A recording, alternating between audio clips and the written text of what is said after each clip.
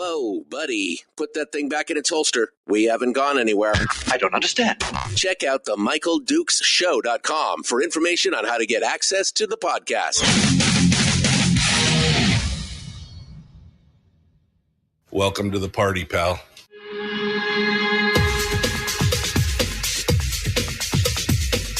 The Michael Dukes Show. The greed and the entitlement is astounding to me. What more could you want from a low-budget radio program? This is a dumpster fire. That was just BS. It is time to get a new perspective. We know just what you need, and we've got just the cure. Open wide and prepare for a steaming hot cup of freedom. I just don't fathom it. The Michael Dukes Show, streaming live across the world. Oh, live around the world on the internet at MichaelDukesShow.com and across the state of Alaska on this, your favorite radio station and or FM translator. Good morning and welcome to the program. It is the Michael Dukes Show on this beautiful, bright, sunny, cold, cloudy, windy, rainy. I don't know what it's like where you're at. What's going on? It's and happy birthday to Kelly in the chat room who just said good morning. It's her birthday. Good morning and happy birthday to you. It's Wednesday, the last Wednesday of this week, which I suppose is always true. Every Wednesday is always the last Wednesday of this week. But it is the last day of broadcast for this week, as tomorrow and Friday are going to be Thanksgiving, and obviously the day after Thanksgiving, the 4-day weekend coming up. And I hope you are all ready for an enjoyable, quiet time at home, unless of course you're planning on going out and doing your Black Friday shopping at 4:30 a.m. on Friday, which you folks are crazy. Anyway, welcome to the program. It is the Michael Dukes Show. Today, got nothing. Mike Shower finally got a hold of him last night. He was coming in and arrived last night around midnight from a trip, and so he's not going to be joining us today. So it's unfortunate, but it is what it is. He's a busy guy, and so he's not going to be joining us today. And my other guest didn't get back to me. So guess what? It's me and you. It's me and you today. And I got to be honest, I got a couple of headlines here that I'm going to just touch on for a minute. But I think I've got some other stuff that I want to talk about as well, and we'll get with you. And so I've opened up the phone lines first things first today. So we're gonna crack the phones open, and it's just gonna be kind of a whatever Wednesday. If you want to talk about stuff, well, we'll allow it. 907-433-3150, 907-433-3150, powered by our friends over there at Satellite West and all their great dealers across the state of Alaska. Lundy Marine Electronics and Arctic Fire and Safety and Radar Alaska, and just all the folks that are out there. We want to say thank you to all of them for helping to sponsor the program today and talking about the show.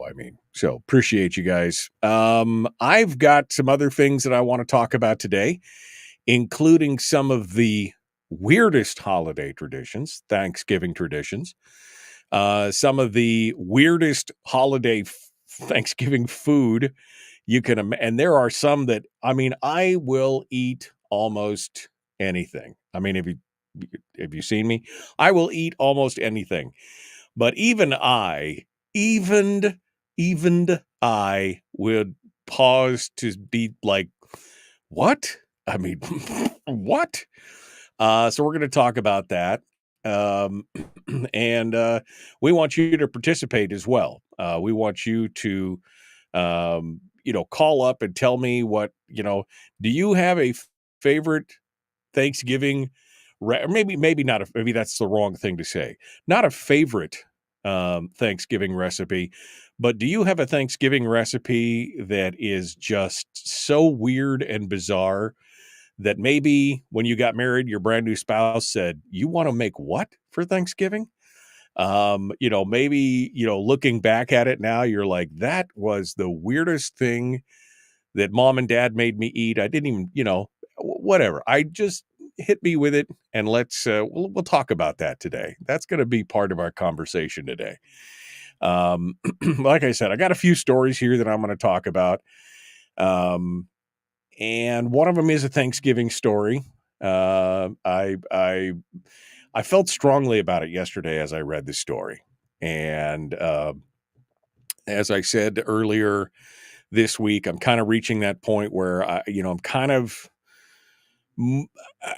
feeling the drain of the political talk and everything, but I do have a few things to say about some of the stories that are coming out, because there's more and more. You'll know what I'm talking about when I get to it. So we'll think about that for a minute. But let me hit some of these local stories. First and foremost, because I remember when some of these things were making a huge splash, and now it's gotten weird. So you folks down in Homer, listen up. Here's the first story of the day. The first story of the day out of the ADN from Zachariah Hughes. And it says a Superior Court judge in Anchorage has dealt a blow to people using jet skis, Sea-Doo, and other personal watercraft in Ketchimack Bay. The governor's administration, though, says that the issue is not yet dead or resolved. The opinion from Judge Adolph Zeman on Thursday said that the Alaska Department of Fish and Game acted, quote, outside the scope of its delegated authority, unquote, when it repealed a ban on personal watercraft within the boundaries of 2 conservation districts encompassing Ketchimack Bay. Zeman ruled in favor of 4 conservation groups that alleged that Dunleavy's Fish and Game Commissioner did not have the power to get rid of a ban on personal watercraft in the area. This was an area, these were officially designated and created by the legislature in the early 70s to protect and preserve habitat areas crucial to perpetuation of fish and wildlife, and to restrict all other uses not compatible with that primary purpose. The 2 protected areas encompass the tidal flats at the top of Ketchimack Bay past the Homer Spit and well beyond Seldovia at the bottom of the peninsula. But according to the harbor master, Brian Hawkins, who's the harbor master in Homer, a handful of people have launched personal watercraft from city facilities over the last year. So this is not like it's a popular deal. Ketchimack Bay residents spoke up in great numbers against the department's proposition and proposed change to allow jet skis in the area because they threaten wildlife and the enjoyment of compatible activities in the Ketchimack Bay, said Roberta Highland of the Ketchimack Bay Conservation Society, one of the plaintiffs in group. Jet skis are just not compatible with the primary purpose of these critical habitat areas. Okay, so all right, let me finish. I'm going to finish before I get into this. Fish and Game in 1999 started looking into the possibility of allowing personal watercraft into protected areas, but repeatedly determined their use was at odds with the conservation measures. In its case in the court, the state argued the ban was an overburdensome regulation not supported by any scientific studies, and that technological progress has made personal watercraft clean and quiet enough to no longer merit special treatment under habitat protection rules. After a public comment period, Fish and Game Commissioner Doug Vincent Lang signed the personal watercraft ban repeal in November of 2020, and it went into effect into January of 21. 4 months later, the plaintiffs filed their lawsuit, demanding the ban go back into effect. Zeman's ruling orders the state to reinstate the ban in the 2 critical habitat areas. A spokesperson for the state called the decision, quote, a little mind-boggling in its legal gymnastics. Patty Sullivan from the Department of Law. The entire point of regulations is that the agency has discretion to implement its programs within its statutory authority. And if you adopt a regulation, you should be able to determine when the regulation is no longer necessary. She added the department is evaluating the next step, but plans on to keep defending Fish and Game's effort to repeal the ban. Okay, so let me go back here and let me search in the Wayback Machine of my mind, because I remember I'm part of the Homer communications group and these Facebook groups that are in Homer and stuff like that, because I love Homer. It's like I said, it's my adopted hometown. I would, one day I'll probably be living in Homer. So I'm always kind of watching and paying attention to what's going on. And I remember when this thing first broke in late 2020, and there was a whole section of folks who were losing their ever-loving mind over this lifting of the ban on personal watercraft. Like somehow this was akin to spilling out oil on the Ketchimack Bay and lighting it on fire. Like it was, just the sky is falling, people were going to die, dogs and cats living together, mass hysteria, right?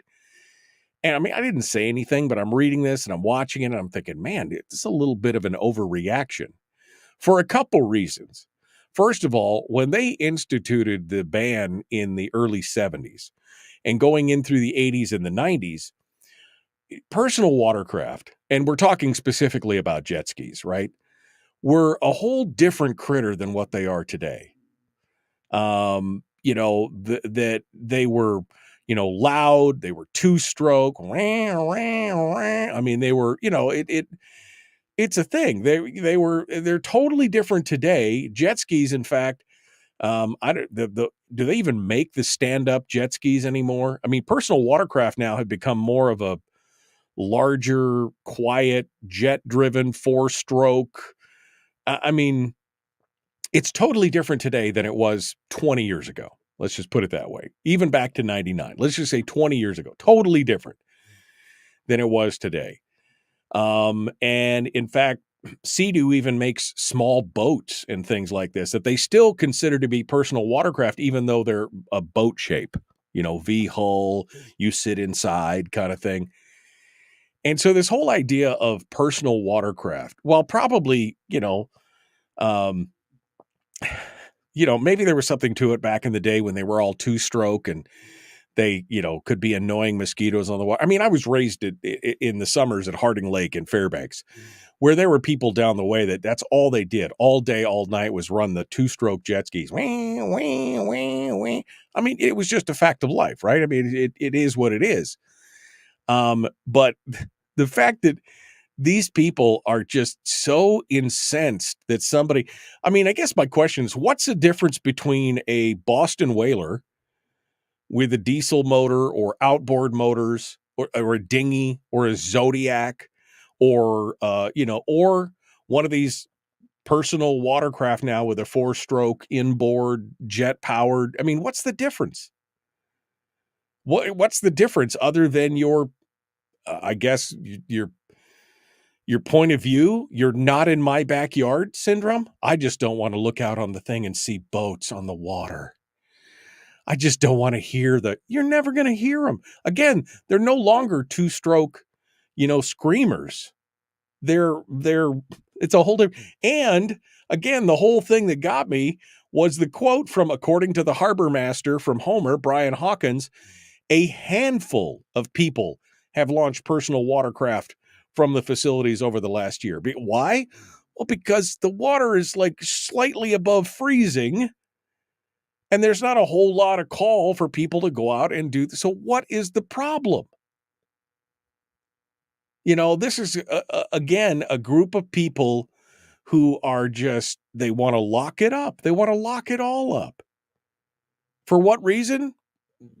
I mean, no reason other than they believe they're right. That they believe somehow they're right. Now, maybe would I have agreed? Maybe would I have agreed with them back in the day when they were two-stroke screamers throwing blue smoke and everything else? Maybe. Okay. But I mean, the difference between that and a modern day four-stroke, I mean, yes, you can hear it. but you can't hear it from 2 miles away. Right? I mean, your outboard motor on your boat is as loud as a jet ski, if not louder. So this whole thing is just, I mean, we got the entirety, they're going to lock up the entirety of the Ketchimack Bay over something like this.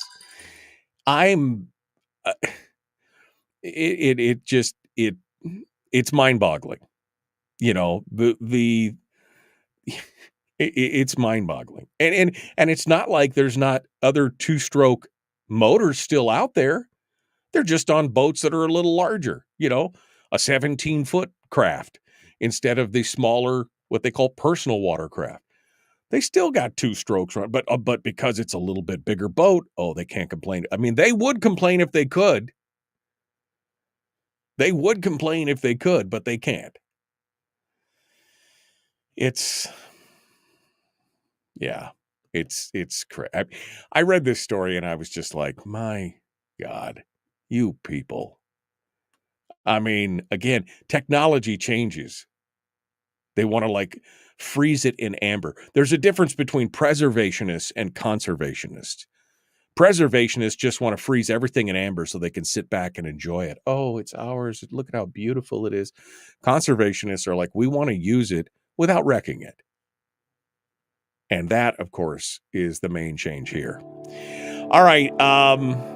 Couple more stories. We'll start talking about some of these weird Thanksgiving traditions and food. Oh, my God. Some of this stuff. I threw up in my mouth a little bit right now. All right. We're going to be back with more. The Michael Duke Show. Common sense, liberty-based, free-thinking radio. We return with more right after this.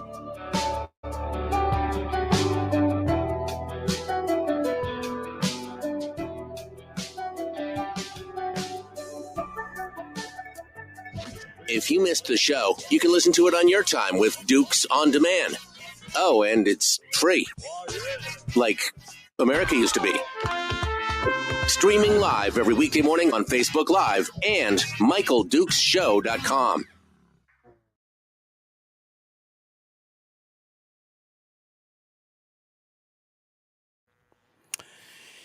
I mean, is it me? Or is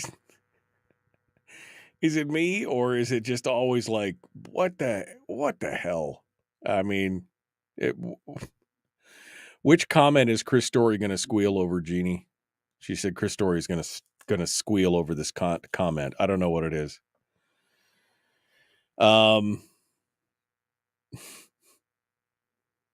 I sampled my Costco pecan pie. It may not make it to Thanksgiving dessert. My wife has just made a pecan pie last night. It's sitting on the stove, and it was so hard not to carve into it this morning on the way by, just to snitch a little bite. There's an individual that has a cabin up in Bear Cove that's attempting to stop trolling for salmon because he does not want boats trolling in front of his cabin.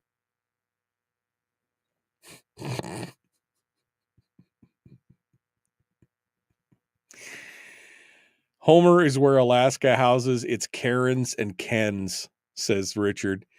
I mean, I don't think that that's necessarily strictly a Homer problem, but I mean, you know, boy, that Homer Communications Facebook group, though, it does definitely there is definitely some, you know, the internet's a wonderful thing, but it sure has created a position where people do get to say offensive things to each other without really facing the consequences of it. I mean, people say things in those groups, even using their real names. They say things online that they would not dare say to a person to their face. It's just, you know, it's just the loss of civility. They feel emboldened because they're, you know, 20 miles away behind a keyboard, you know, firewalled by the internet. Because if they said that to somebody's face, you'd be punched out. It's just crazy. Bill says the same crybabies are running their old pieces of stuff, 2 strokes, oil spewing outboards over into the bays, Halibut Cove, Sadie Cove, Tutka Bay. These are the same people that bitched about the jet skis. Exactly. There's still, I mean, what's the difference of 3 feet of water, of boat, right? You get the 10-foot jet ski or the 15-foot boat, and all of a sudden the boat is fine, but the jet ski or the Sea-Doo is not. Even though the Sea-Doo's a 4-stroke and your little boat is a 2. I mean, it's crazy. It is crazy. Cindy says she's curious about the environmental concern. There have been leaps and bounds with technological advancement. I mean, that's exactly it. The difference in just the technology of the motors in the last 10 years is astonishing. Did they even have them in the 70s, says Kelly. I think the first jet ski came out in late 70, early 80, somewhere in there, late 79, 80, 81. Those are when they first came out. I remember them, you know.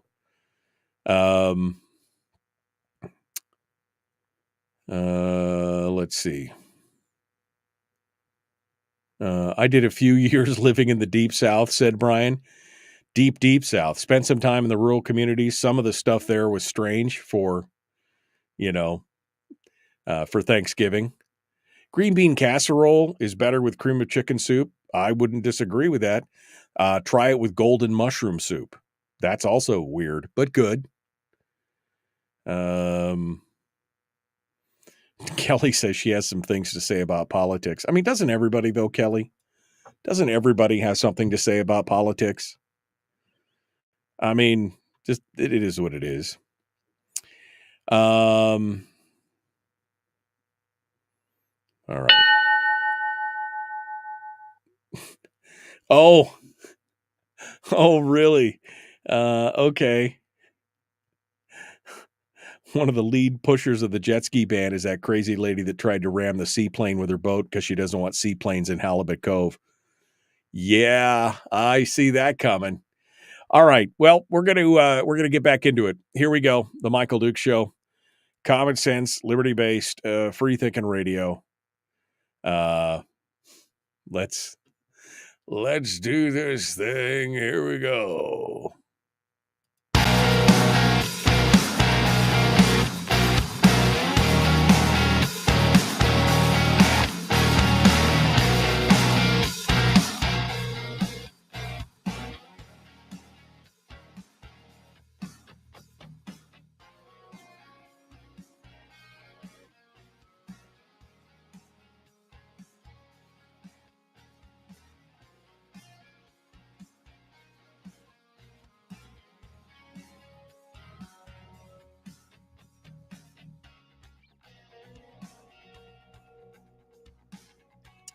Okay. Well, somebody from Homer just made the point in the chat room that one of the lead proponents of the jet ski ban, of putting it back in place, is the same crazy lady that tried to ram the seaplane with her boat. The lady that it was in federal court and everything and got her license revoked. And she was trying to ram the seaplane with her boat because she didn't want seaplanes in the Halibut Cove. Same kind of person.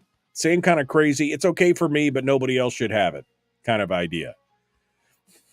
I mean, it's nuttier than squirrel poo, man. Nuttier than squirrel poo. Anyway, I find the whole thing just so outrageous that, it's crazy. Denise says in the chat room this morning, she said, I got in here late today, but caught your conservationist, preservationist comment, which for those of you just joining us, I said earlier, there's a difference between conservationists and preservationists. They're saying that this law is about conservation. Preservationists want to have everything locked in amber. Nothing ever changes. All you do is view it from the outside and that's it. You just can't. Conservationists, which is what I am, want to be able to use it with a minimal impact so that other people can use it in the future, right? That's the difference between conservationists and preservationists. She said she grew up in northern Arizona. Sierra Club was always trying to shut things down. A friend just told me the places we'd go hiking are now closed unless you pay some adventure outfit a few $100s. I mean, that's the thing. I mean, they just want to lock everybody out until just the few elites who can afford it can go in there and enjoy it. It's just it's crazy. It's crazy. But yeah, it's a mess down there. So anyway, the state's still going to fight this thing, which I think they should. But again, is this really an issue when the harbor master says that there's only been a handful that have been launched in the last year? Is this the big deal that they thought it was going to be? Did they think that there was the whole bay was going to be full of Sea-Doos and jet skis racing back and forth on each other? I just don't know. In other interesting news down in Homer, Raven, of course, ended a couple of its routes into Kenai at the end of October. Grant Aviation is picking up some of the slack, but Kenai Aviation also sees opportunity on its home turf, but that means that they are ending their service to Homer. So essentially, I think does that mean that the only game in town is now Aleutian Air in Homer? If you want to fly out of Homer? Now, I've never flown into Homer. I've only driven. Because I enjoy the drive. I mean, I love that window time. I love that quiet but Kenai Aviation is now focusing all its energy on the Kenai area and said Aleutian Airways will pick up the Homer routes that they used to service in a competitive agreement between the two airlines. So I guess Aleutian is the only, does Grant even go in there or is it just Aleutian? I don't know. But I mean, kind of it just, you're a little more isolated than you used to be via air, which means I guess who it really affects is the people who are, working on the slope or who travel a lot for business or whatever. Now you got to make the 4-hour trip to Anchorage to hit the airport instead of unless you have a quick hit coming out of the Homer airport to hop up there. But anyway, so that was another little nugget for the people down in the Homer areas. Do I even want to do this story? There's a story on here about, it's the "Oh, woe is me" story about the Mat-Su Borough School Board election, and all the candidates are speaking out about the hurtful vandalism and crude accusations, about people vandalizing their signs and calling them out on social media for all these things. And it's just so scary. There is just such a victim mentality in this whole deal. I mean, I ran for borough election in Fairbanks. Oh my God, it's been 15 years. That's kind of spooky. Dang, how did I get so old? But it was 5 years before I left Fairbanks, and I've been down here for 10 years now. So 15 years ago. And yeah, people destroyed your signs. They poked holes in it. They shot them with bullets. They spray painted. I had several of my signs destroyed because, I'm a public figure. I'm vocal about my beliefs. There were people that hated me. I mean, it's just how it was. People just hated. And I understood that. I didn't, I just like I didn't take it personally. It's just one of those things. It was irritating, but it wasn't the end of the world. But Diane Scheib and Sydney Zoyus are both, painted as the victims in this story by Carly Schreck over at KTUU, talking about how Scheib had people basically spray paint a bunch of her signs. They put instead of, her name is Scheib, they sprayed kid porn across the front of them. And, I'm sure this had nothing to do with the fact that they were in favor of the whole LGBTQ.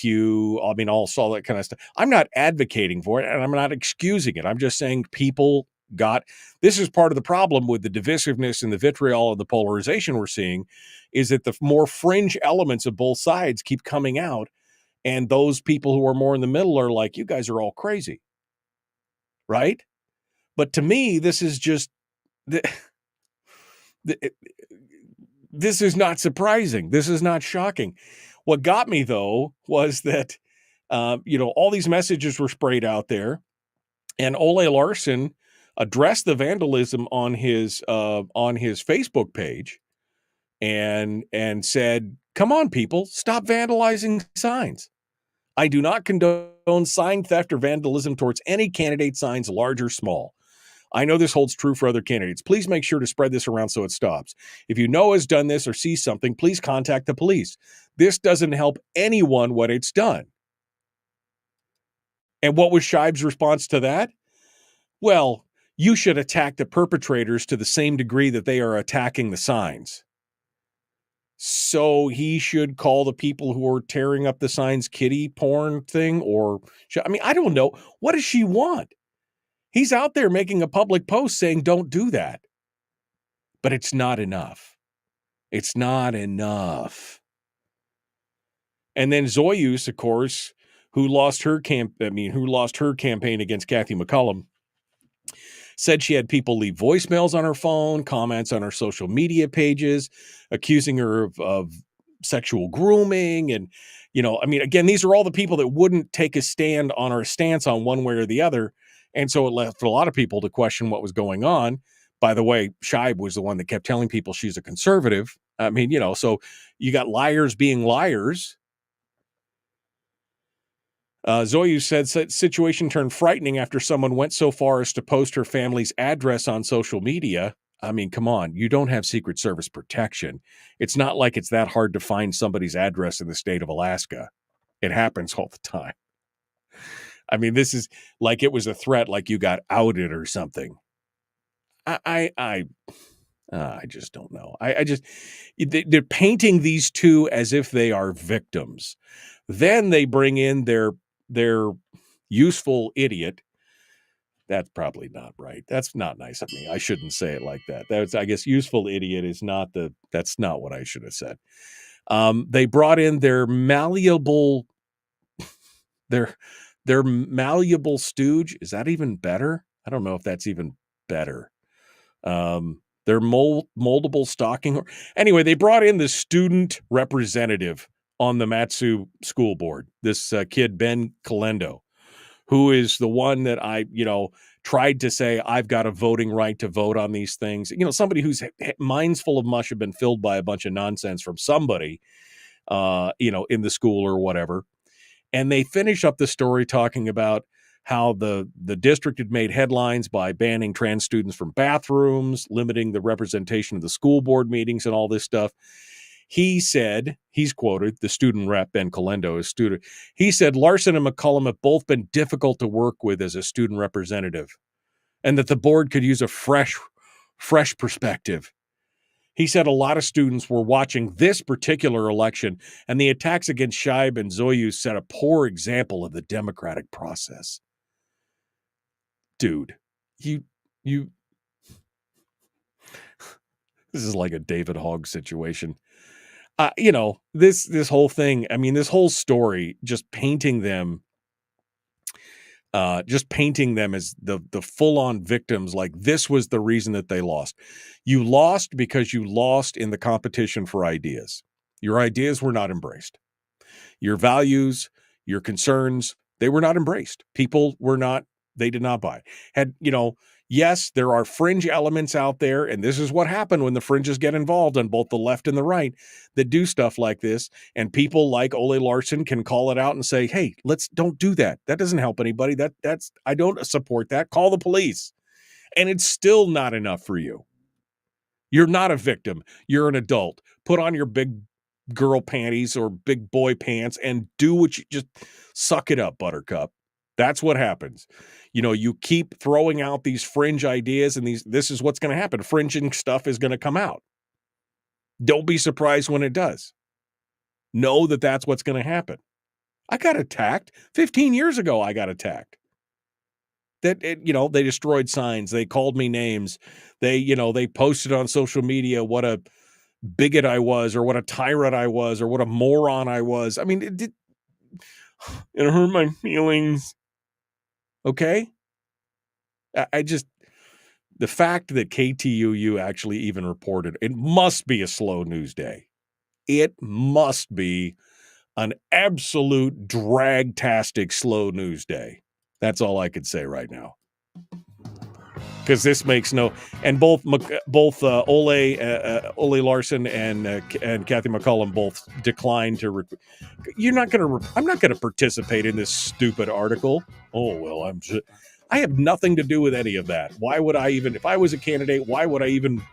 No, I don't want to hear about your whiny self-pity party because you lost. Okay. Well, I think that's enough politics for today, don't you? Well, I mean, maybe you don't. I got the phone lines open, so if you want to participate, 907-433-3150. I guess you can drive it on that. We're going to talk about some other stuff coming up. The Michael Duke Show. Common Sense Radio.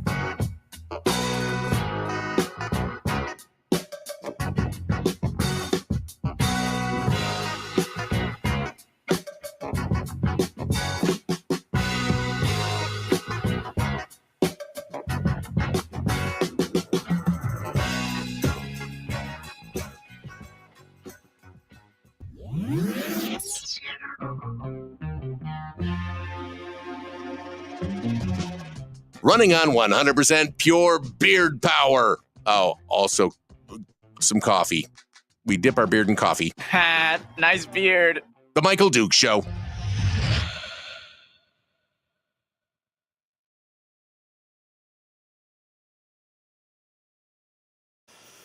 Oh.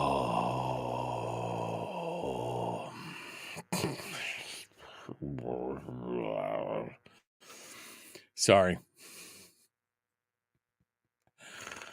I'm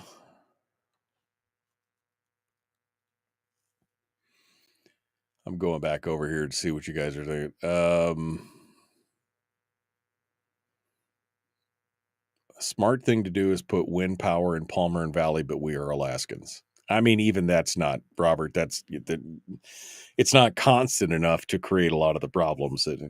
Chris said, we had a guy in Soldovia that wanted no lights in the harbor because it caused light pollution. What? I mean, Raven is still in Homer. I thought Raven pulled out of Homer.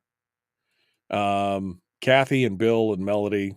Okay. All right. So again, I'm wrong, guys. I've never flown into Homer. So it's,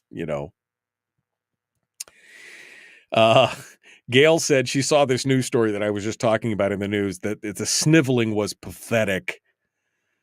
Donna says libs live to be victims. They are. I mean, the whole tone of this article is, I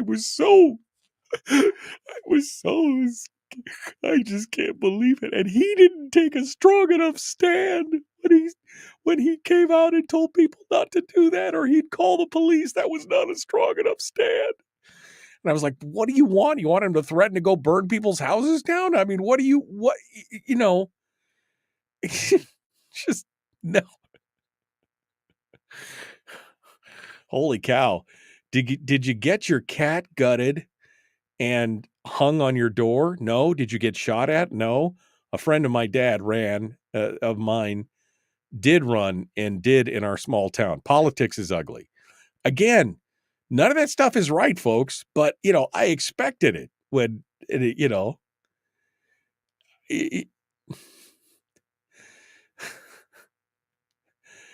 it's, yeah, yeah, I don't even know what I'm going to say. Useless idiot, not useful idiot. Who is David Hogg? Said Terry. David Hogg is the kid from Parkland who was not even there apparently at the time of the shooting, but then later went on to say he was a victim of the Parkland shooting at the high school and then became the face of the anti-gun movement. He's the, 17. At the time, he was a 17-year-old useful idiot that was being used by the anti-gun folks.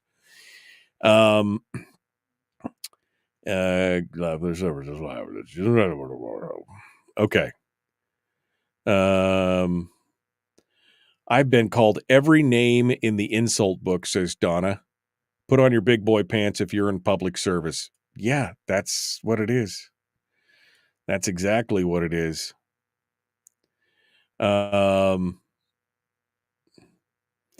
There we go. That's it. And oh yeah, David got a free Harvard education because he was such a thing. What was that? Shoot, said Gene, what was that, Kelly? Kelly's like, I had one of the libs that was running for office mention my name in an article in the Daily News about how awful I am, and I wasn't even running for office. I'm just a little activist. Exactly. But again, playing this victim card, like it was a fair fight and you guys lost. And it wasn't even close. Those races weren't even close. I mean, you got spanked. Both of them got spanked. And it's like, I feel so bad about it. It hurt my feelings. I'm so sorry that it hurt your feelings. Here, show me on this doll where the internet hurt you. I mean, right? Right in the feels. Right in the feels is what it... There's a whole lot of whininess going on here. Anyway, I'll post this article up. You guys can draw your own conclusions. Maybe I'm wrong.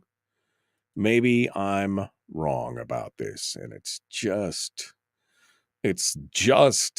too much.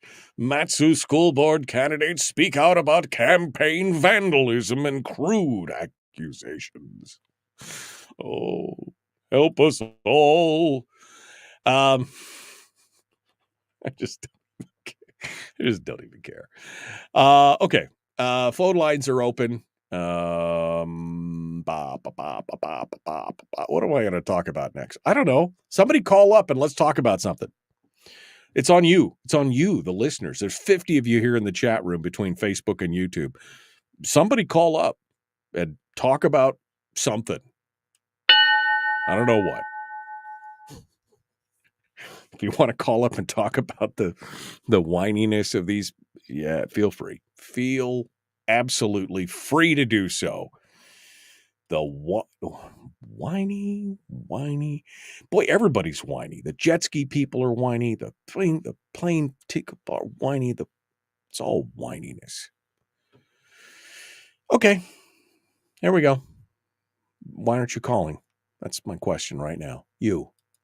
Why?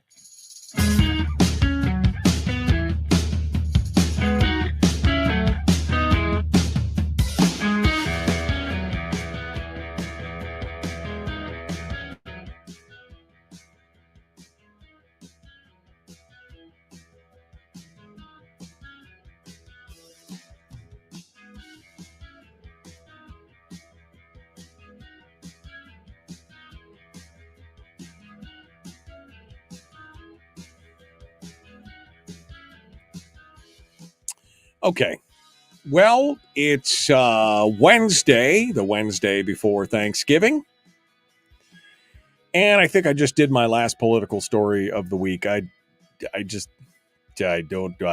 I even care? Do you even care? No, not really. I'm just astonished at the whininess of people. That's really what it came down to, the whininess of people. So we might do a firearm story. Oh, no, we got a phone line on hold. Okay, so somebody just called in. We got a phone line on hold. So we'll talk about that. And, then maybe we'll do a little firearm stuff because there is no Firearms Friday this week. But first, let's go over to the phones and we'll just get that done. Let's take your phone calls to see what you have to say. Good morning. Who's this? Where are you calling from?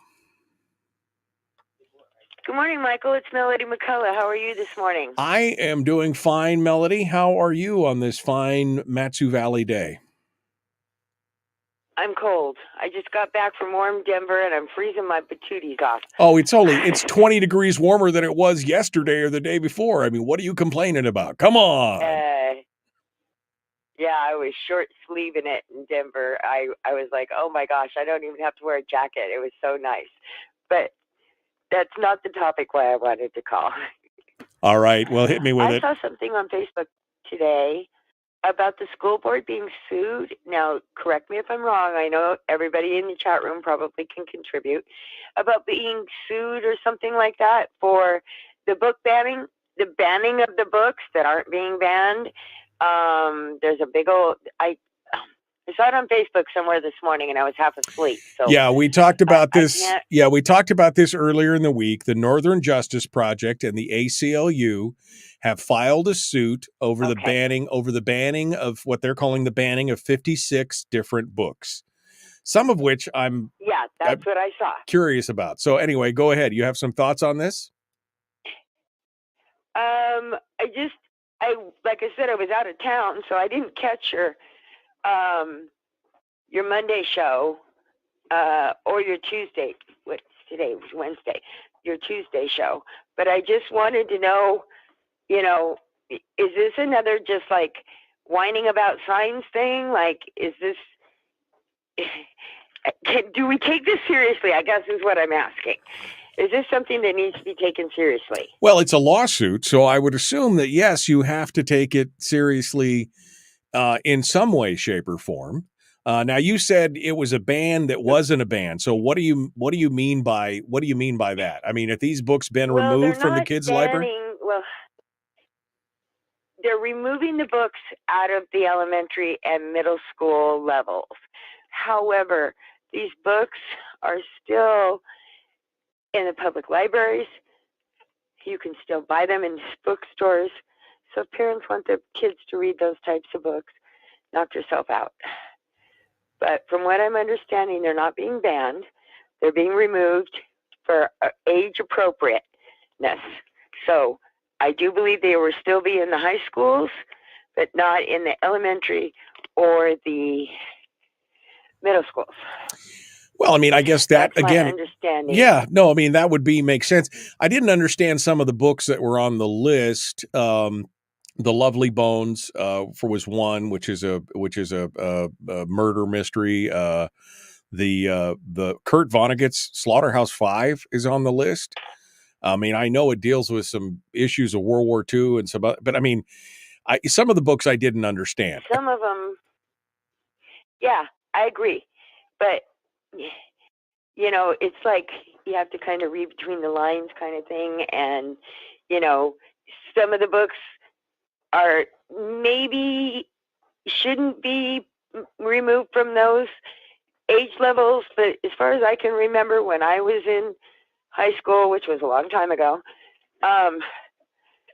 we read some pretty interesting books, but there was nothing with this type of pornography in it. I mean, like Romeo and Juliet and Lord of the Flies and sure, some of the other. What was the Seagull one? Does anybody know? Jonathan Livingston Seagull. Is that what you're talking about? Yes. Most boring book I ever read in my life. It was a boring book. I never actually finished that one. But yeah, look, all I could say is by the time I was in high school, I was reading adult books. Okay. I was reading very adult books that were big, thick, long, Shogun and, John Forsythe and all these big, thick books. I mean, I was reading all that stuff. I read Tom Clancy's Red Storm Rising when I was a junior, for freshman or junior in high school. I mean, I was reading at that level because I really enjoyed it. Not to say that I was into, what was the one book, Sex, the Uncensored Guide or something. That's not a book that should be in K through 6, libraries. So some of those I can understand. Right. But, some of them I don't. The bottom line is, I don't think this removed the ban that they were talking about, didn't remove any books from the public library. So if you're a parent and feel strongly about giving it doesn't. By giving your kid the book to butt stuff or whatever, that you want to, if you want to go check it out for them and give it to them from the public library, go for it. But I just don't know, again, why I would be in the middle of this fight with my kids. I would just be like, nope, pluck them right out. They would not even be in that fight. There's no way that would be going on. I understand that, but I don't think there's anything wrong with having those at the high school level, honestly. Because by the time we hit high school, kids are already learning about the big outside world and all these things, obviously. Sure. I mean, times are really different than when my kids were growing up. But I don't think that they should be in kindergarten, elementary, middle school. High school is more appropriate if the kids choose to read those books. Yeah. And I do believe that's what's being done. Yeah, well, I mean, I agree. I think that, there should be some stories, especially when you reach that high school level, that challenge your ideas, that maybe expose you to some things, that to realize the world is not a fair place, that it can be shocking. The Kite Runner was one of the ones that they have apparently banned, which again is a book that's got some very difficult ideas. It does have a violent, I guess, a rape scene in it and some other things. I mean, that's sure, it's tough, but you're right. I think older kids, can face those kind of things better. Just none of this stuff should be in the young kids' pockets as far as that goes. Melody, I got a couple more lines on hold. I appreciate you calling in. Welcome. Okay, well, it's been nice chatting with Yep. you. Welcome back. Stay warm. Happy Thanksgiving to Thanks, you. Michael. Let's go back over here to the phones to see what you have to say. Good morning. Who's this? Where are you calling from? This is Carlene in Kodiak. Hello, Carlene. I'm really glad you brought up the topic of conservationists versus preservationists. And there's been a big change in Kodiak. Bonnie in North Pole probably wouldn't want to visit Kodiak again. The native corporations and people own the beaches now, and the private people. I guess you can go to the water line, but there are signs and there are security and then they charge you. You can go to these corporations and pay to camp there or spend the day there. But when I grew up here, I was born in Kodiak and raised here. My mother was a single woman with 4 kids, and she would go and charge hot dogs and marshmallows and soda at City Market and take us and other kids that lived at the mission out for a picnic, would gather firewood. You can't do that anymore. I took a Chinese lady out the road and we went as far as we could go, and then we just pulled over. You can't go on the beaches, and we just looked at the ocean. It's awfully pretty. And then when I was a young married woman, we would take the kids out to different places for picnics. Yeah. And our friends somehow would always find us and join us. And it was just, they were people that we spent the holidays with, Right. Thanksgiving, Christmas, Well, New Year's, every year. That's the thing. They want to lock up. They want to lock up more and more of this stuff, Carlene. They want to lock up more and more of this stuff and give people, stop people the ability of experiencing those kind of things, which is sad. Carlene, hold the line. We're out of time, folks. Hour 2 dead ahead.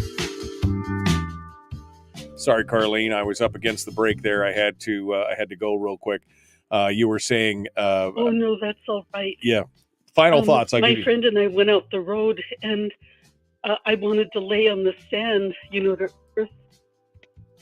And she said, "Come on, Carlene, let's get out of here." And I thought, this is weird. I don't want to go out with her anymore. But I didn't know that things had changed while I was away. I thought she was being weird. Yeah, no, she wasn't being weird. She was trying to protect you from being fined or arrested for trespassing.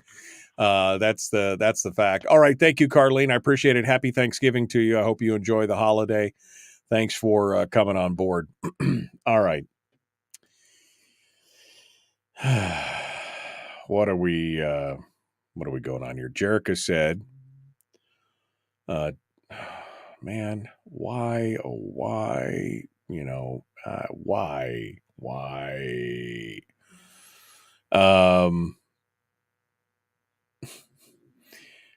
I hate this. I absolutely hate this part where my stuff stops responding, so I can't post the comments for you guys to see. So let me fix that.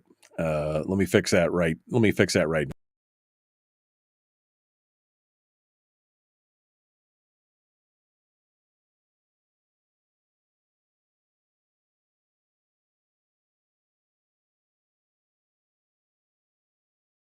Okay, there we go. Jerica said, I read The Lovely Bones and Bag of Bones in 9th grade. I was always advanced in reading, but I didn't have a lot of guidance because neither of my parents were readers, so I didn't discover some of the greats until high school. Yeah, I mean, I was the same way. My English teacher was always like, I carried this book around with me. Whenever I'd get bored or something else, I mean, I just read the book. It was that was my thing. That was my, it was crazy. Those were nothing compared to the Crank series by Ellen Hopkins, Cut, or some of the other books I read in middle school. She said, my dad encouraged me to read and didn't censor, but still monitored what I read. He actually encouraged me to read Ellen Hopkins. It's one of the reasons I chose never, ever to try drugs. I mean, yeah.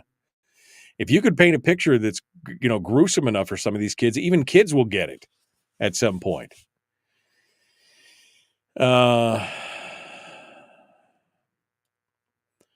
remember when they put Playboy, said Mike, inside a black plastic bag so kids could not see the cover photo. Hell, they used to cover up the Cosmo covers at the grocery stores. Remember that? They used to have placards over some of the things in the aisles. Yeah, it's a whole different day today, baby. All right. Atna is doing that in the eastern interior, says Brian. He's talking about the native corporations taking control of the areas surrounding rivers and wetlands and oceans and stuff like that. I mean, I know I had a big conversation a few years ago about this on the Chattanooga, where there was public access for years and people for years have been using it to go fish. And then one day they saw signs and there were security guards. You couldn't cross this native land anymore to get to the river. That created some issues for sure.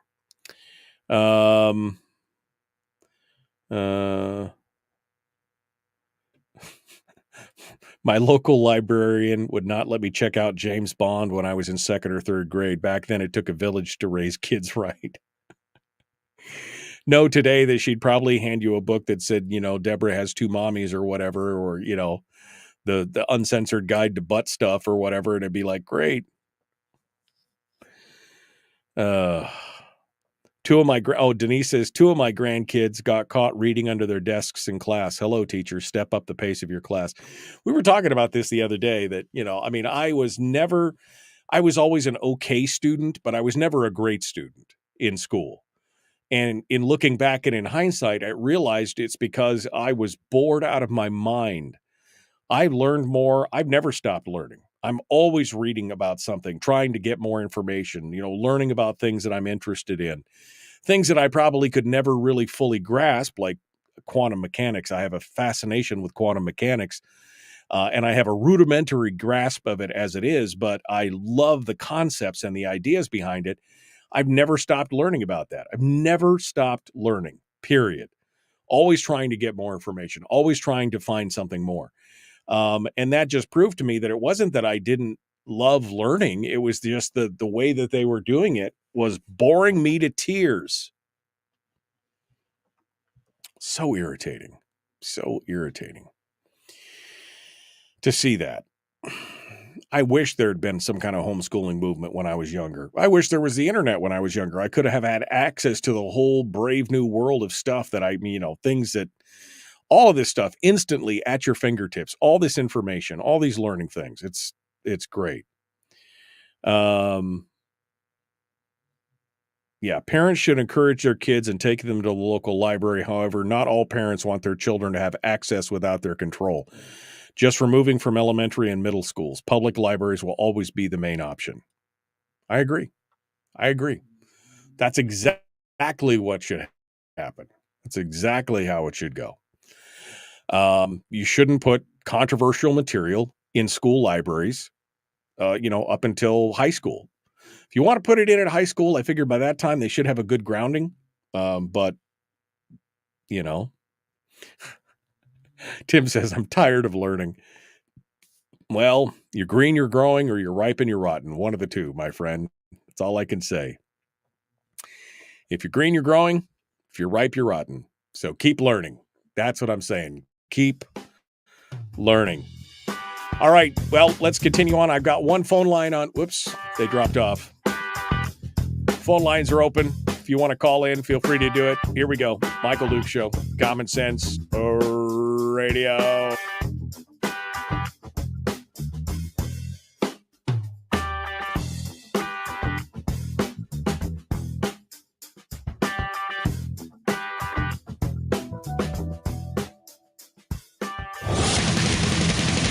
Whoa, buddy. Put that thing back in its holster. We haven't gone anywhere. I don't understand. Check out the MichaelDukesShow.com for information on how to get access to the podcast. Welcome to the party, pal.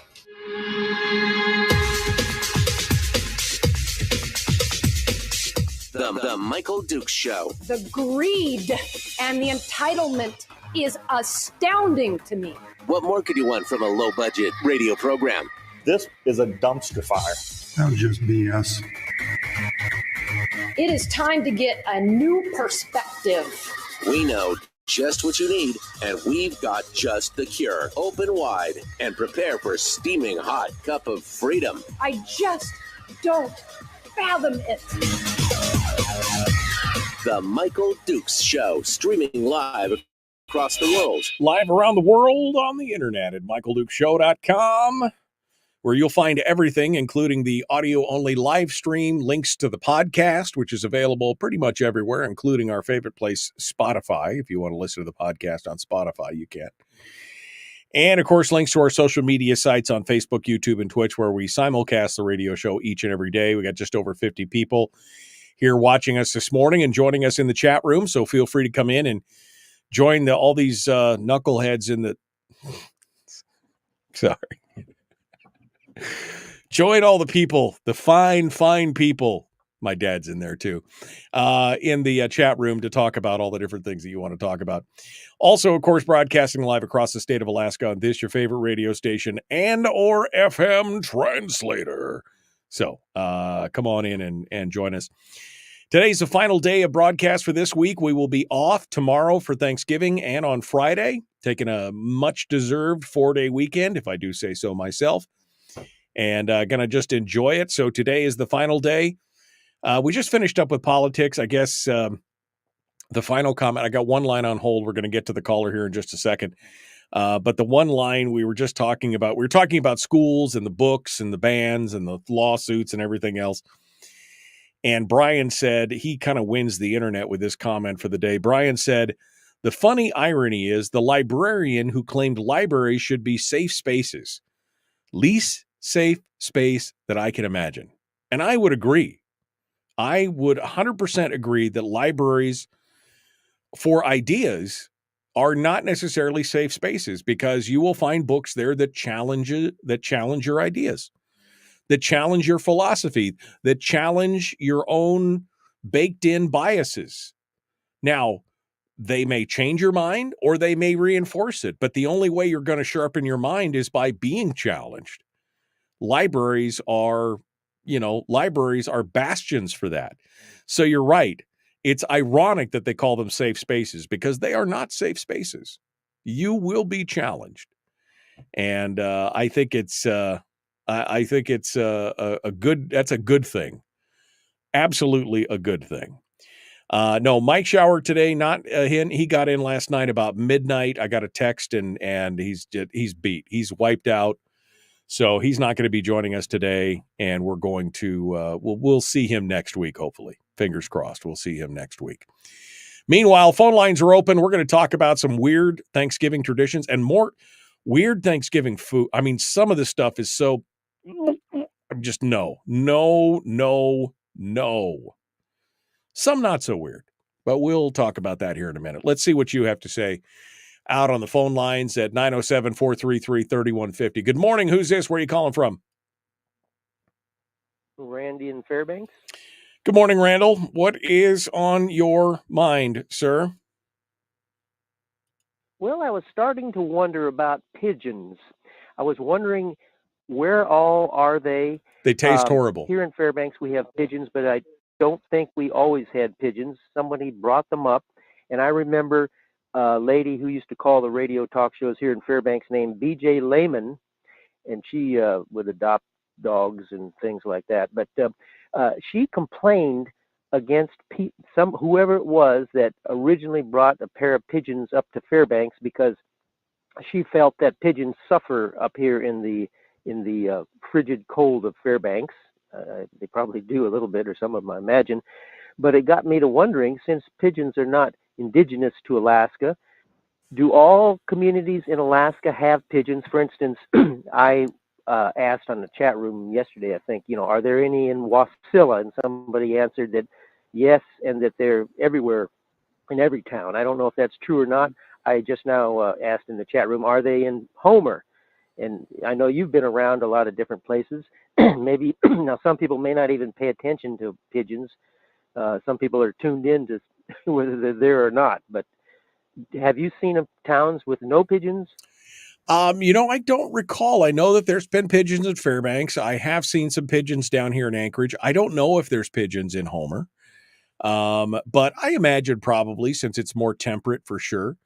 But yeah, I mean, the pigeons, it's like rats, right? Rats probably weren't in a lot of these places. And then later on we got rats or mice or, cockroaches. I didn't think that there was cockroaches in Alaska until I saw an infestation one time in Fairbanks, and they weren't native. Obviously they'd gotten trucked up in a box or something, and they start. So yeah, I mean, it happens, unfortunately. I imagine pigeons don't fare as well in the super cold climates of Fairbanks as they do maybe down in Homer. But I imagine that there's probably pigeons everywhere at this point. Yeah, well, they certainly seem to fare well here. I don't know if they suffer or die out or in the winter or not, but there's sure tons of them, and they do live through the winter. And I imagine they've kind of evolved here over the generations of pigeons here in Fairbanks. Probably only the hardy birds survive, and we got real hardy breed of pigeon up here. The reason I'm interested is because I recently adopted a pigeon because I saw an injured one that a raven was going after. It had a hurt leg, but anyway, I shoot away the raven and got the pigeon, and now I've got this pigeon until its leg heals. I took it to the vet last Thursday, and the vet told me, no, the leg is not broken, but there is something wrong with the leg. So anyway, that's why I'm interested in pigeons, especially at this moment. Okay, well, just don't go all Nikola Tesla on me, okay? With that, Randy, I don't know if you know Nikola Tesla, the genius inventor. He fell in love with a pigeon and died at the end of his life. It was just him and his pigeon. So don't get all reclusive on me and fall in love with your pigeon, okay?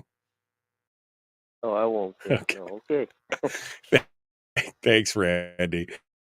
I appreciate the call. I mean, it really is whatever Wednesday. I mean, whatever you want to talk about, whether it's somebody said that they hadn't seen it. Jeannie said she hadn't seen any pigeons. I've seen a few pigeons. It's not like it's an epidemic or anything. Seagulls are the one. You cannot, the building that, my radio station's in Anchorage, the seagulls there, they use the roofs to nest for spring, and man, those are some of the most vicious birds. They will swoop, they will attack you. Those seagulls are, when I had Ruger, this is 2.5 years ago, and he would walk from the car to the office. One time he got attacked by seagulls. Like, they swooped down on him, like right at ground level, trying to attack him. I mean, they are vicious. It's vicious. I'm just like, I wonder if somebody'd be mad at me if I shot a bunch of these seagulls. Yes, they would be mad at you. There's a newsflash. They would be mad at you. But yeah, pigeons, I guess pigeons don't taste great either. I mean, they're okay, but they're not like, I guess you'll eat anything if you're hungry, but pigeons definitely don't make great meals. That's for sure. Let's talk about great meals. Let's talk about some of the vintage side dishes that nobody makes anymore. There are some weird ones that I have never ever heard of. Now, one is turkey leftovers that were turned into aspic. Now, aspic is, of course, gelatin, right? That's the gelatin where they would take gelatin became popular as a foundation for meals during the 30s after the Great Depression, thanks to the fact that it was inexpensive and it was a good source of protein, right? According to the Oxford Encyclopedia of Food and Drink in America, close to 1/3 of all cookbook recipes after the 30s were gelatin-based, which is just, I mean, turkey jello, where you throw all the things into a bowl, you put gelatin in there, non-flavored gelatin, and you throw all the turkey bits in there, and that's your meal. That's just, I mean, I don't mind jello, but that's just weird, okay? That's just weird. YouTuber and vintage recipe enthusiast Miss Semi-Sweet tried a vintage Thanksgiving recipe jello recipe from 1975 in a cookbook. The recipe was called Carefree Cooking with Aluminum Foil. The recipe called for turkey, frozen vegetables, cream of celery soup, and ranch dressing mixed with the gelatin. Just okay. She said, "I'm not going to say that it's horrible, but I probably would not eat this again. But it's not the worst thing I've ever had." I'm just thinking, what? The other thing is like savory jello. Who the heck thought that was a good idea? Jello salads were popular in the 50s and 60s. Jello dishes with radishes, scallions, and a few tablespoons of vinegar wouldn't have been out of the ordinary. I mean, just why? Why would you? That's just, I never understood that. I never understood that. They go on to talk about a fruity jello loaf called the Spring Basket dessert. Now, that doesn't sound bad. It was fruity jello with chunks of fruit inside. I mean, I guess it's my brain trying to wrap around the idea of jello being sweet and then putting salty, savory. I mean, savory and sweet are great flavor contrasters, but scallions, little green onions, and radishes in jello, that is just weird. Here was another one that I'd never heard of. Served on occasions, hot Dr. Pepper. Hot. In a 1968 advertisement, Dr. Pepper reminds and recommends serving steaming hot Dr. Pepper over lemon slices. That was something that they made for the Thanksgiving season. They recommended it as a Thanksgiving drink. Piping hot Dr. Pepper over lemon slices. Now, per the Serious Eats, the drink was concocted by the Dr. Pepper Company in the 60s to keep profits strong during the holiday season when sales of cold soda pop plummeted. So I could see that. But at the same time, I don't know, Dr. Pepper is one of those things that you probably could drink warm and it would still be, but I don't, hot Dr. Pepper. That's just weird. And then Hellmann's Mayonnaise released a compilation of vintage advertisements and recipes to celebrate its 100th year in 2013. One of those delicacies was something called Cranberry Surprise, a holiday side dish that blends the tartness of cranberries with the delicate creaminess of Hellmann's mayonnaise with an extra dollop of Hellmann's on top of it. So it looks like it's a Jell-O with cranberries and mayonnaise, and then you put a dollop of fresh mayonnaise on top. I mean, I like mayonnaise, don't get me wrong, but a mayonnaise and cranberry with more mayonnaise on top, there is something seriously wrong with people. Who thought that was a good idea, right? Oh, there's a couple more. There is a couple more, but I don't have time to get into it right this second. So we'll save that for the other side. Plus, some of the weirdest Thanksgiving traditions that I still don't understand. We'll continue that here in just a moment. The Michael Duke Show. Phone lines are open if you want to give us your weirdest recipe or tradition for the holidays, Thanksgiving specifically. I'd love to hear it. We're going to continue with more here in just a moment. The Michael Duke Show. Common Sense Radio.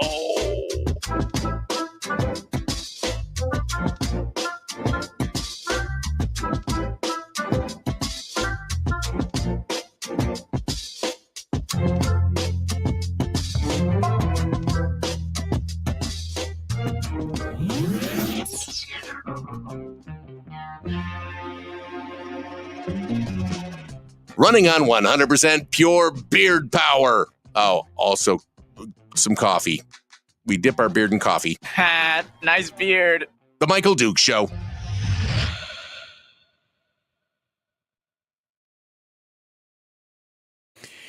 Okay.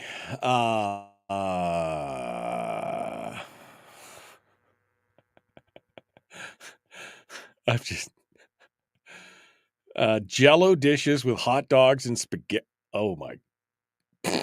Well, that's just, oh man. We still eat fluff, said Denise. Jell-O, cottage cheese, and pineapple. Okay, the Jell-O and the pineapple I'm down with, but when you put cottage cheese in it, that gets so weird for me. So freaking weird. It's just so, I mean, oh man, it is, oh man, it's just crazy. Tawny says, I'm glad I'm only on coffee right now. 90-pound fruitcake from grandma, says Dick. You know, I got to tell you, I actually love fruitcake. I know some people are like, that dense kind of doorstoppy fruitcake. I actually like fruitcake. I don't know. How about ketchup on ice cream? Are you what? Huh? Oof.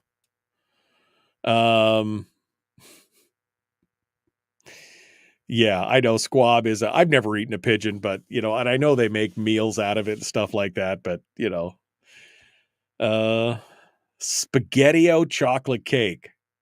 Okay, now I'm intrigued. Chocolate can cover a variety of sins. So, I mean, I've had mayonnaise chocolate. I've had chocolate cake made with Miracle Whip, which is delicious, by the way. But,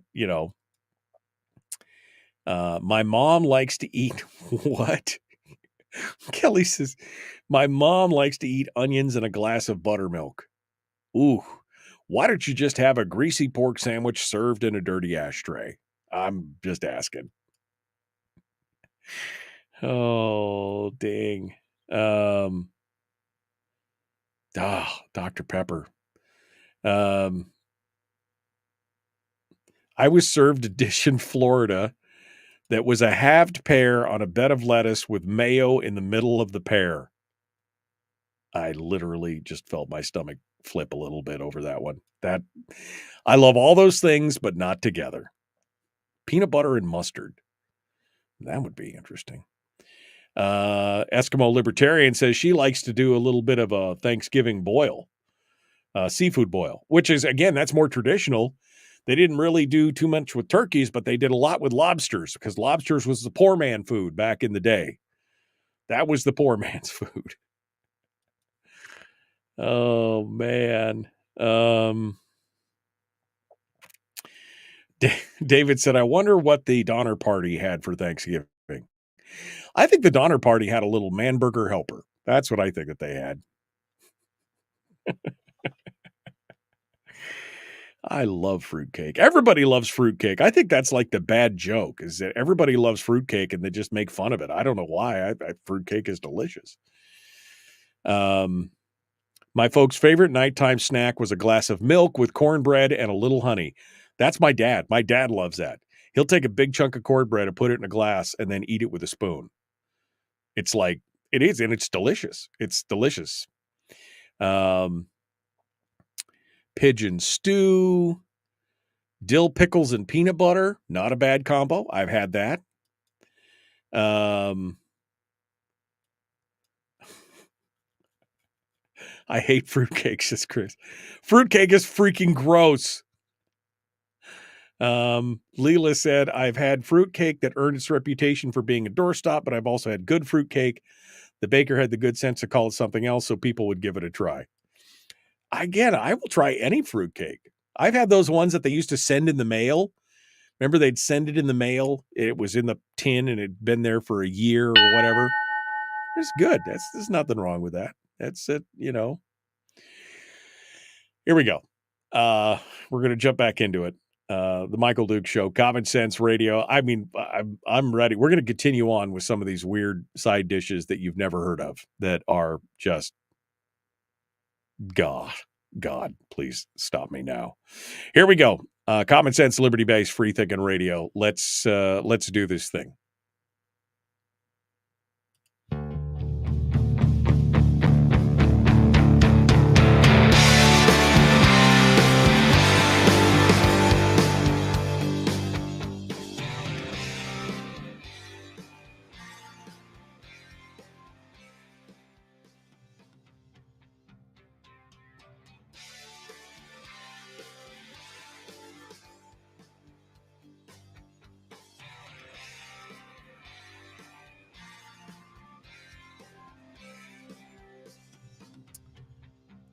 Okay. Phone lines are open. I got some of the grossest listeners in the chat room right now. They're telling me some of their old, just 907-433-3150. Tell me something that your parents used to make that just would turn your stomach. What was some of the ones that we heard? Peanut butter and mustard. That's weird. My mom used to like eating onions in a glass of buttermilk. Oh, man, curdled milk. That sounds delicious. What else? Jell-O dishes with hot dogs and SpaghettiOs, which, again, this Jell-O thing, I do not understand this Jell-O thing at all. I mean, that's just weird. Denise says, we still eat fluff, which is Jell-O, cottage cheese, and pineapple. The idea of putting cottage cheese in Jell-O is still so alien to me in so many ways. Now, I've had fruit in cottage cheese, which, again, is still weird because the cheese is semi-savory, and then you get the fruit in there, so you get the sweet and savory, but it's weird. But then you add the Jell-O to it, and it's just, I mean, there's certain uses for Jell-O, right? And that just, to me, that's just not one of those. That's just not one of those regions. Then Herder went all out and was talking about ketchup on ice cream. And I'm just like, you might actually want to have yourself checked for that because what? Peanut butter and mayonnaise sandwiches. I actually had my stomach flip a little bit when that one was going on. Eskimo Libertarians in the chat room, she said she does a seafood boil for Thanksgiving, that's actually more traditional. The estimates that are that while there was probably some turkeys and some wild game at Thanksgiving, that there was probably also a lot of lobster because that was the poor man's food. So that's the thing to do. Oh man, my dad would fry bologna and barbecue sauce, then add mayo. Well, I can't see that being bad. That would actually be good. Fried bologna is actually pretty good. Yeah, my grandma used to make pistachio Jell-O with cottage cheese and pineapple. You guys are sick. There's just something bad wrong with you people. Just something bad wrong. Over at metro.com, they've got a 10 weird American Thanksgiving foods. This is metro.uk. I'm sorry. It's the UK. And they're looking at some of the things that we cook for Thanksgiving that obviously makes their heads explode. And I'm with you on that. There are some weird things that we have cooked in the thing. Although they start off with sweet potato and marshmallow bake, which is not weird. That's kind of a staple. I mean, my folks made that. Terry's folks made that. Sweet potatoes with marshmallows melted on top. Is it me? Now, I don't like sweet potatoes to begin with, so I never eat it. But I think she's probably made that every year for the last 30 years. So I don't think that's necessarily a weird a weird thing, but just sugar, sweet potatoes with marshmallows melted on top. That's not a bad thing. But then they go to talk about this thing, which is called frog-eyed salad. Frog-eye salad, which it looks odd. This is apparently one of those weird traditional foods that I've never heard about it. It's from a Thanksgiving cookbook back in the day, 1912. Frog eye salad, which apparently is made up of a combination of pasta, fruit, marshmallow, and cream. It's like a dish that couldn't decide whether it was going to be sweet or savory. I recommend the cheese platter instead. That's for sure. Now, ambrosia salad, I think that's also probably a fairly popular one, but the question is, first of all, the base elements are good. You got canned fruit, you got mini marshmallows, you got some other things, but then you whip in like mayonnaise or sour cream, or sometimes even whipped cream or cottage cheese. And at some point I'm just like, no. Why would you do that? Jell-O salad's the same way. Unless it's filled with fruit, I do not want to eat meat in my Jell-O, unless it's coming out of a Spam can, in which case I expect a little Jell-O or gelatin to be on the outside of the Spam. But why would you put meat and crunchy vegetables and onions and radishes into a chunk of Jell-O? I just don't understand. Turkeys roasted with anchovies. This was apparently something that that's apparently something that is good. Mississippi-based chef Regina Charbonneau is recommending an alternative, covering the bird with anchovy fillets before baking. The fish apparently melts and bastes the bird and leaves no trace when the cooking is done. Now this is something that is, I don't know why this would necessarily be bad. When it comes to traditional British roast dinner, cranberry sauce is served with turkey, while horseradish sauce is dolloped on roast beef. What do you do with a tart and punchy combination of the two? If you want a cranberry sauce and horseradish, apparently it's good for roast pork. That doesn't sound bad. The spicy and sweet, that doesn't sound bad at all.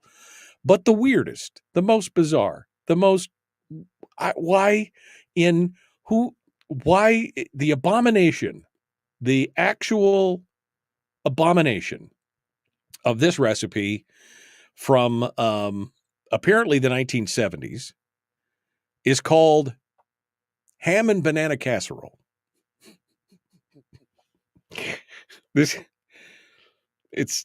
ham and banana casserole. It involves a creamy concoction of banana and cream cheese and then ham, and then you wrap the ham around the bananas and put it in the concoction and you bake it.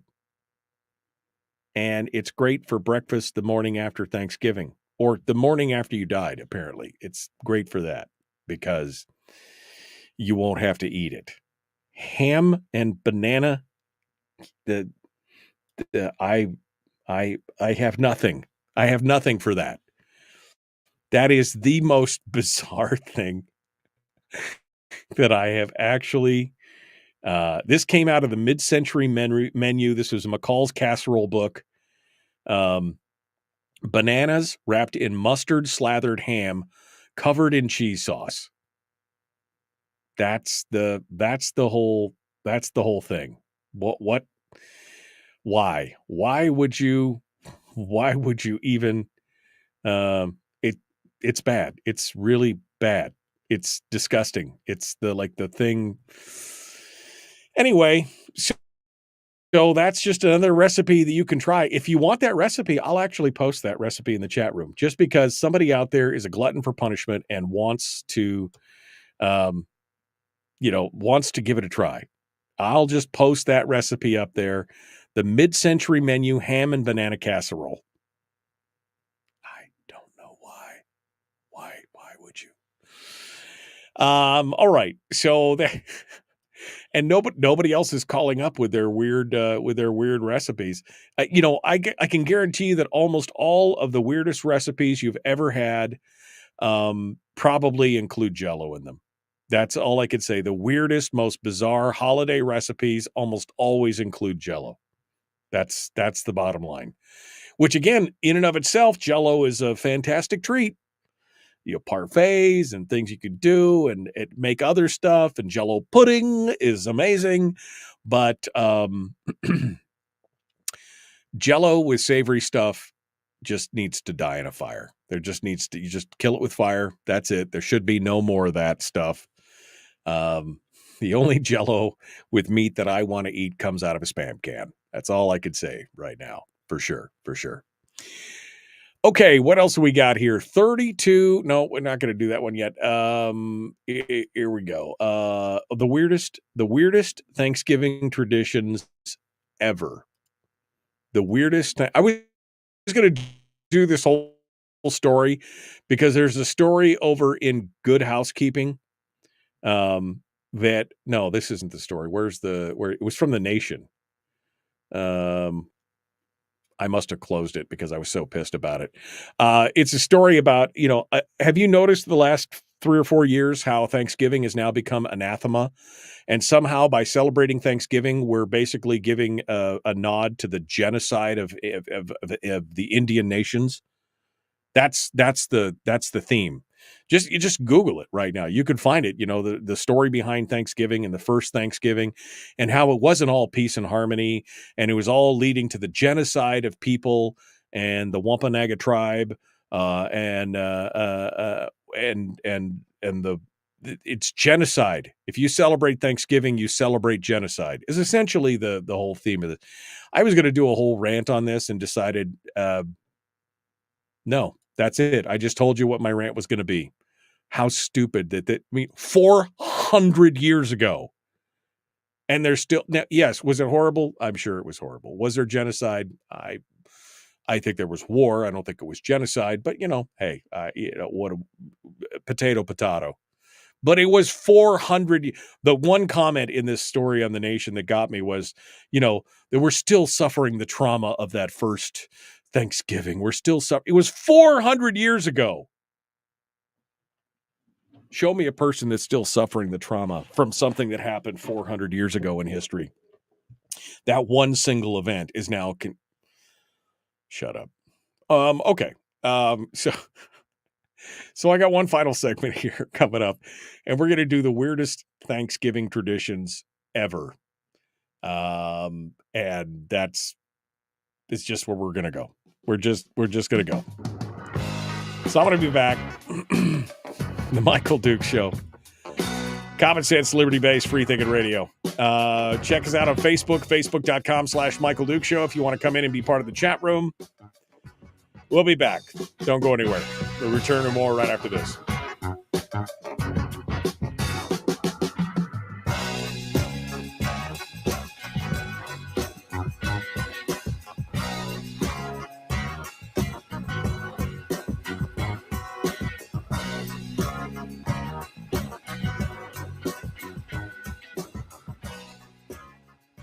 We're broadcasting live through a series of tubes. Allowing all of these entities to provide streaming stuff going on the internet. Well, it's kind of hard to explain. Sorry. Streaming live every weekday morning on Facebook Live and MichaelDukesShow.com.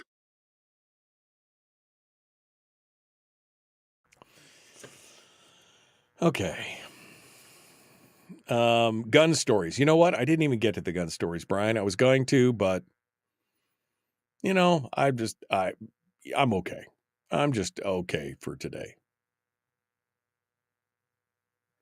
Jell-O made with tomato sauce. Yuck. Lemon aspic with shrimp. I'd actually try that. I might actually try that just to see what it was like. that's something that I don't know. I don't know. That might be something that I would actually try. Banana and peanut butter. Oh man, that is the bomb right there. I used to take my dad did it, and I've done it too. You just take a banana and slice it in half and slather peanut butter in between the two halves and mash it back together like a banana sandwich. They're delicious. Delicious. Creamy peanut butter in there. Oof. Terry says she can't even tolerate the smell of Spam. That's just anti-American, Terry. I'm just going to say that's anti-American. Spam in small doses is delicious. Very small doses.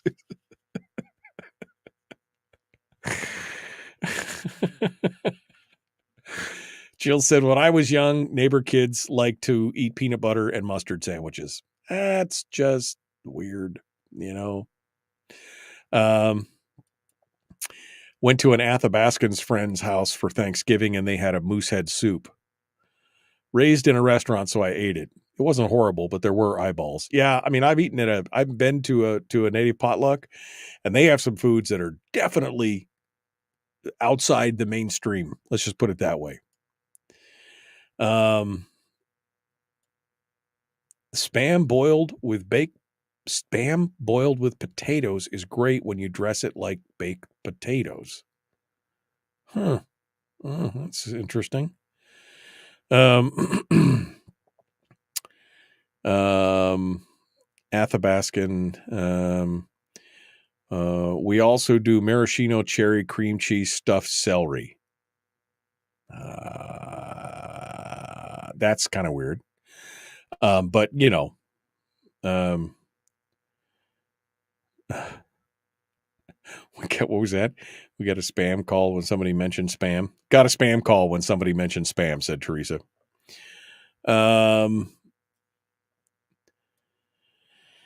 Okay. Pork and bean sandwiches with my leftovers, says Chris. Nothing wrong with that. Have I ever seen the YouTubular thing with Brendan Herrera trying to buy guns at a gun back event? I haven't, but I have watched Herrera. He's pretty funny. That guy is pretty funny. It was great.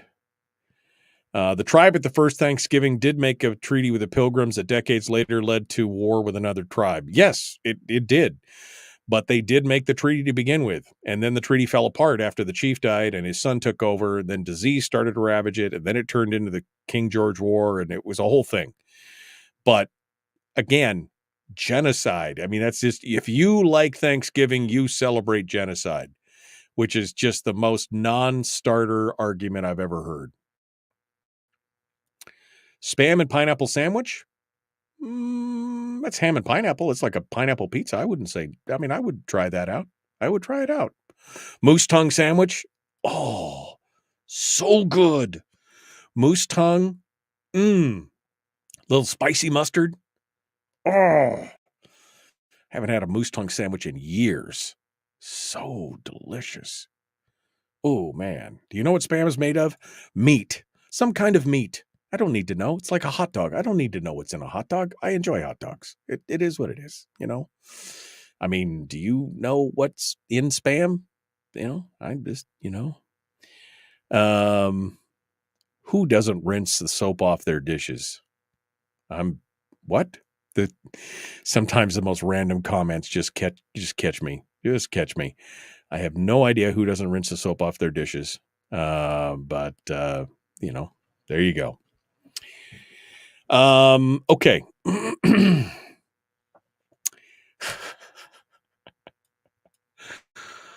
Oh man, I just don't have anything to say. I don't have anything to say. I'm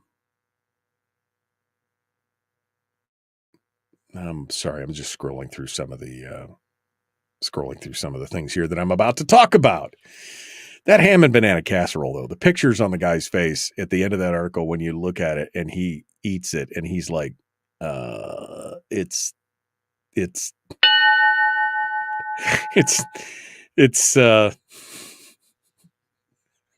The look on this guy's face like he just lost his will to live. You should follow that link just to look at the pictures, because at some point you're like, what? What? That's horrific. Okay. Here we go. Jumping back into it. The Michael Duke Show. Common sense, liberty-based, free-thinking radio.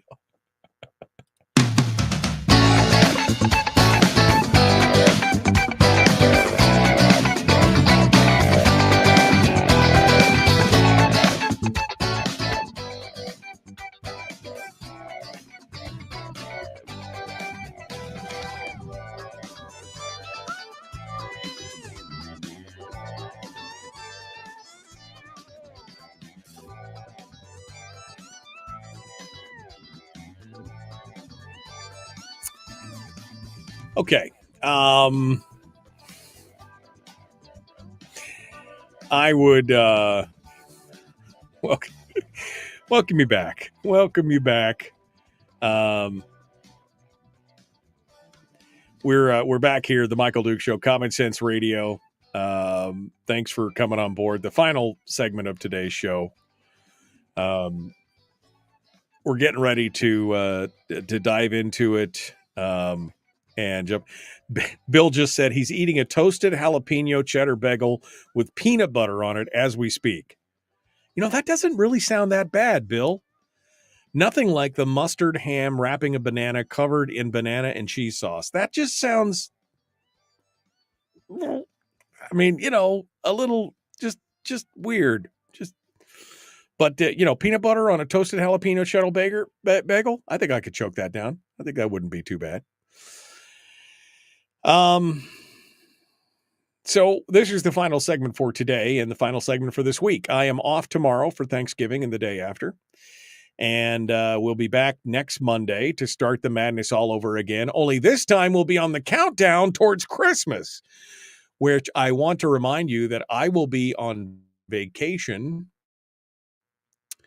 for the entire time from Christmas through New Year's. And in fact, I will probably be off a few days before that. I'll probably be off on the 21st, starting the 21st, which is a Thursday. So it'll be a short week on the week of the 18th. So I'm just giving you the heads up. I will be off for probably a week or a little bit more, depending on what my vacation looks like and what we're doing and what the plans are. But it is a good heads up. Just let you know. So we're on the countdown from there. But we are literally at this point just over 30 days from Christmas. I hope you've done all your chopping and you are, or at least got a good handle on it and are starting to get there. Yeah, it's one of those things. Okay, so today we just been chit-chatting. We've been talking about some of the most horrific Thanksgiving recipes you've never heard of. And there are some truly bad ones. I will still hold to the fact that probably 70% of the horrible holiday recipes that you've heard of probably all involve some aspect of Jell-O or gelatin. To me, there is nothing that there's just nothing that is, it's not something that you should, Jell-O belongs with whipped cream and fruit. That's about it for me. Everything else is just way too weird, and I don't know what to say to it. But there are some interesting Thanksgiving traditions that you may or may not have heard about. Some of them you have. Some of them I can't identify with them because it's outside my range of experience or my interest set. So the unusual Thanksgiving traditions are common on the U.S. Here's some of these that are pretty traditional for some of you anyway. One of them is bow hunting to catch dinner. Many families prefer to catch their dinner fresh on the morning of Thanksgiving. Popular tradition is for the men of the family to head out early on Thanksgiving Day to shoot a turkey. usually with a bow and arrow, but more recently, rifles have become the weapon of choice. While the men are out hunting, the women are usually staying home to prepare other dishes for dinner. Hunting is seen as a means to bond with children. Older men pass down the knowledge from the previous generation to the next. It's restricted in many places, and many families opt out of it for the convenience of a defeathered and cleaned turkey. That is, if you have it. I mean, I live in Alaska. I was born and raised in Alaska, right? No turkeys up here. So we never really did that. We went hunting for our turkey like normal people at the store. That's, but hey, whatever. Another weird tradition is the national pardoning of the turkey. I mean, I never understood. Why would you pardon a turkey? Why would you? What? I mean, I know it's lighthearted and one of those things, but presidents have been pardoning turkeys since the 40s. It's a televised ceremony. The president is presented with a live domestic turkey, which he pardons, and then the turkey is sent to live out its life at Mount Vernon, the former estate of President George Washington, as opposed to ending up on the dinner table. Great job. Great job. The other ones, they die. They gave him some turkeys, and he's like, this one's the one that I pardon, and the rest of them, they just go die. Turkey bowling. Turkey bowling. This is a tradition. This started back apparently in 1988 at Lucky's grocery store in Newport Beach, where they would set up soda bottles or water bottles as makeshift pins, and you bowl a frozen turkey. It started in the actual alleys, the actual aisles of the store. That's where they first do it, but now they do it all over the place where you're turkey bowling. It's a thing, which of course reminds me of the WKRP in Cincinnati thing where they were doing the turkey drop and they started dropping frozen turkeys from the sky.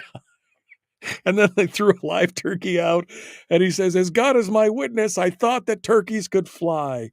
One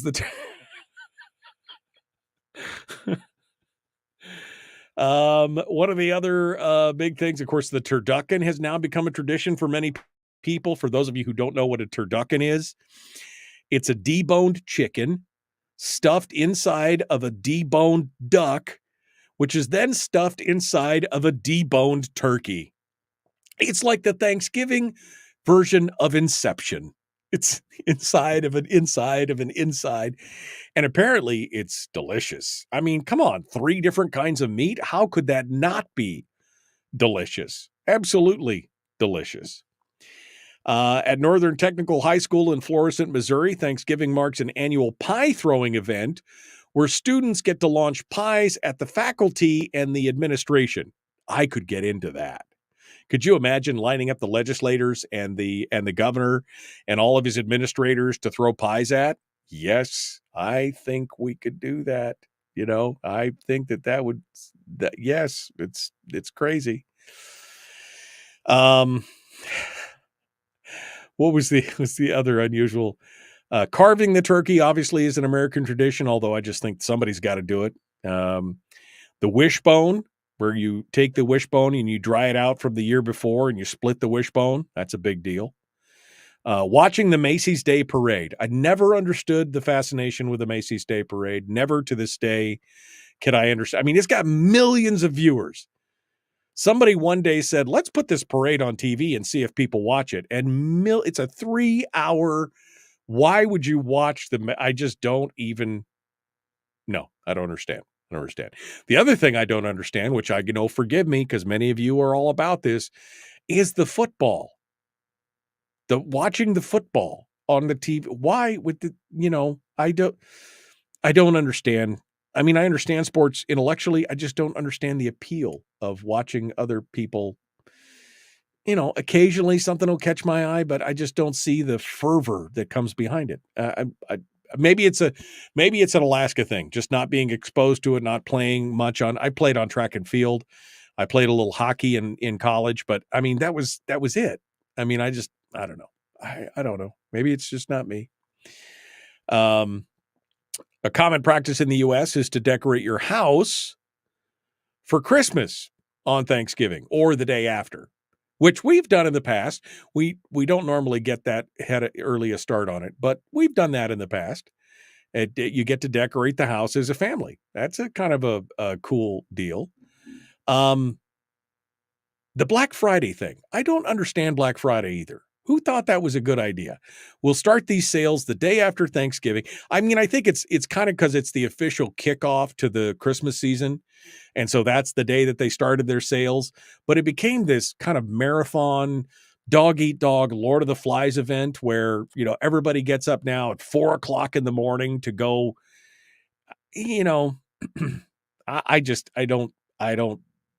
I never understood that either. Either you've already started or you're going to start later. I am definitely not going to go out and do combat shopping with a bunch of other people the day after I just relaxed and had my turkey dinner and did all that. There's just no way. There is just no way. And finally, making a delicious sandwich of the leftovers.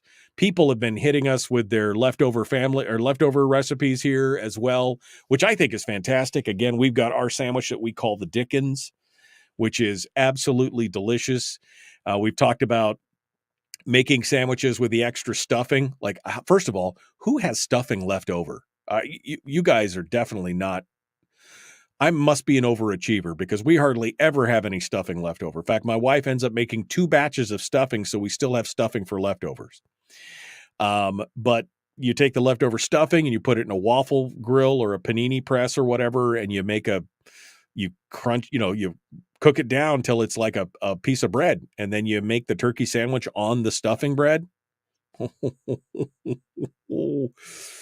My mouth is watering just a little bit right now, with a little bit of cranberry sauce, a little bit of Havarti cheese, maybe a little bit of green bean casserole on there, and some turkey.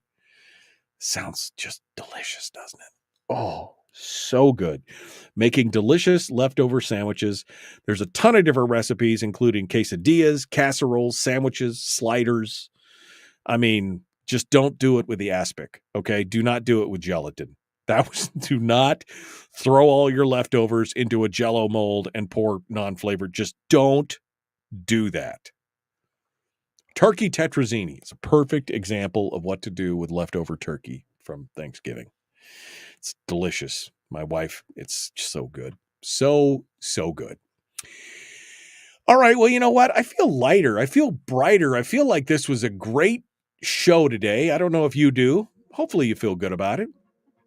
Got a little bit of politics in there, but I'm kind of moving on. We're going to be moving on to some of the other lighter, brighter stuff into December because, come January, it's going to be nothing but wall-to-wall state politics, day in and day out. That's all we're going to be talking about. Definitely need to get that recharge in. Enjoy this time with your family. Be thankful. Think of all the things that you're thankful for. Yes, the world's a mess and it's crazy and everything else, but what can you affect? You can affect that time with your family. Love on them, hug on them, kiss them, and be kind. Love one another and others, and live well. Happy Thanksgiving. The Michael Dukes Show. Common sense, liberty-based, free-thinking radio. We'll see you guys next Monday.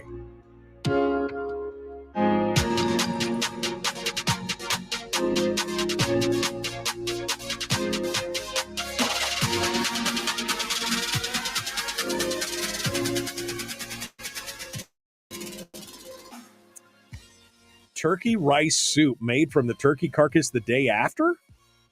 Jill, why have you not posted that up on the recipe contest? Right? Turkey rice soup made from turkey carcass? That sounds amazing. Bill, I don't even know what I could say. Bill, just, that sounds delicious, though. Don't care about football. I always slept in on Thanksgiving. What's the point of getting up at 5 a.m. in the morning on Black Friday? Yeah. I mean, football's a total snooze fest, says Sourdough Steel. Yeah, I don't even care. Love the parade. I love the Macy's Day Parade, people say. I'm like, I would rather watch paint dry. I mean, WKRP, the turkey show, still cracks me up. As God is my witness, I thought that turkeys could fly.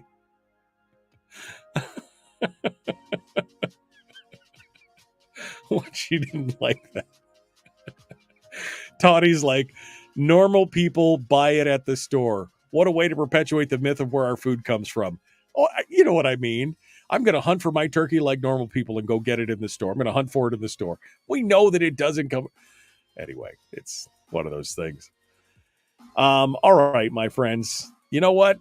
I'm done. I got a full day's worth of work and more to get everything done for the weekend. So, but I definitely want to hear. About the turkey rice soup. I want to hear about that. So anyway, we'll see you guys on Monday. Thanks. Have a great weekend. Enjoy yourselves. The Michael Duke Show. Common sense, liberty-based, free-thinking radio.